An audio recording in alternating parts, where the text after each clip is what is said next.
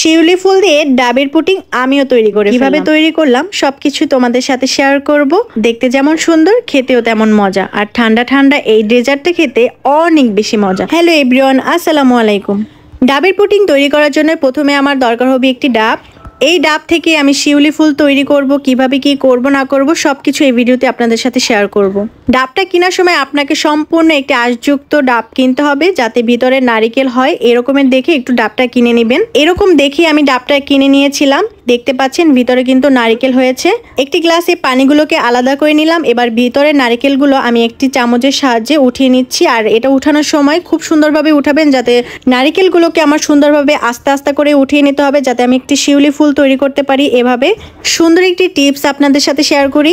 আমরা যখন পেজে বা প্রোফাইলে কোনো একটি ভিডিও সারি দেখতে পাই যখন কপিরাইট খাইছে, তখন কিন্তু আমরা ডিলিট করে দিই। আপনারা তখনই ভেবে নেন যে আমার ভিডিওটি ডিলিট হয়ে গেছে, আসলে কিন্তু আপনার ভিডিওটি ডিলিট হয় না। আমরা যখন গ্যালারি থেকে কোনো একটি পিক ডিলিট করে দেই তখন কিন্তু রিসেন্ট ডিলিটে থেকে যায়। পেজ বা প্রোফাইলেও কিন্তু সেম ভাবে থেকে যায়, আপনারা কিন্তু সেটা জানেন না। পেজ বা প্রোফাইল থেকে আপনারা কিভাবে সেই ভিডিওগুলো একেবারের জন্য রিমুভ করে দিবেন একটু শেয়ার করছি। তো প্রথমে আমার প্রোফাইল বা পেজের মেন মেনুতে চলে আসতে হবে। দেন এখানে দেখতে পাচ্ছেন 3 ডট, এখানে ক্লিক করতে হবে। এখান থেকে আপনারা দেখতে নিয়ে আসলো প্রোফাইল সেটিংয়ে।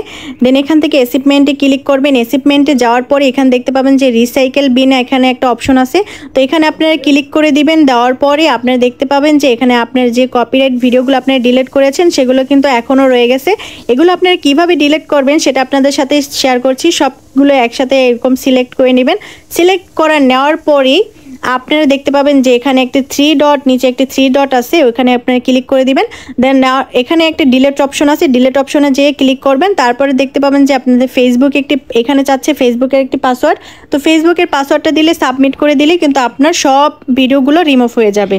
এই প্রসেসটা দেখে আপনাদের পেজেও বা প্রোফাইলে চেক করে নেন, আপনাদের কিন্তু অনেক কপিরাইট ভিডিও আপনারা ডিলিট করেছেন যেগুলো আপনাদের এখনও ডিলিট করা হয় নাই। তো আমার ভিডিওটি দেখে আপনারা ডিলিট করে নেবেন। আই হোপ আপনাদের অনেক বেশি হেল্প হয়েছে এই ভিডিওটা দেখে। চলে গেলাম ডাবের পুডিং বানানোর জন্য। তো এখানে আমি শিউলি ফুল বানানোর জন্য ডাবের যে নারকেলগুলো আমি কেটে রেখেছিলাম ওটা থেকে কিন্তু একটি চাকুর সাহায্যে আমি সুন্দর করে শিউলি ফুলগুলো কেটে নিচ্ছি। এভাবে আপনারা সুন্দর করে শিউলি ফুলগুলো কেটে নেবেন, দেখতে অনেক সুন্দর লাগবে। দেন হচ্ছে আমি গাজর কেটে রেখেছিলাম, যেটা আপনারা দেখতে পেয়েছেন হয়তো। এখন গাজরটা আমি এখানে সুন্দর শিউলি ফুলের মাঝখানে বরাবর দিয়ে দিলাম। একদম দেখতে অরিজিনাল শিউলি ফুলের মতোই লাগছে।